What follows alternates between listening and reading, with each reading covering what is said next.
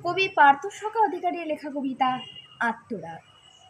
Room number 5-এর 13 নম্বর বেডে ভর্তি আছে এক রোগী, বেশভূষায় যেন বৈরাগী, তবে ওর নাম কেউ জানে না। সারাদিন শুধু বিড়বিড় করে, ত্রিমাত্রিক অক্ষরে একটা নাম বলে। কেউ শুধালে চুপ করে যায়, বোঝাই যায় বড় অসহায়। একদিন হঠাৎ চিৎকার করে উঠল, আমাকে ছুটি দাও দয়া করে, আমি ফিরব সংসারে, কামনাকে দেখিনি বহুদিন, আমি নিষ্কামনায় নিদ্রাহীন। প্রশ্ন এলো মনে মহা সেই সন্ধিক্ষণে, কে কামনা, বাস্তব সে কি নাকি অবচেতনা?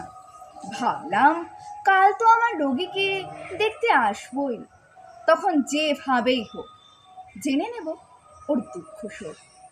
পরের দিন হাসপাতালে এলাম, কিন্তু পেটের পেশেন্ট কোথায় গেল দেখছি না তো। তবে কি বুকের মধ্যে ছ্যাঁক করে উঠল, একে ওকে শুধালাম, কেউ বলতে পারল না। তবে কি বৈরাগী নিঃস্ব হলো, শত কামনায় ভেসে গেল উত্তাল স্রোতে। নমস্কার।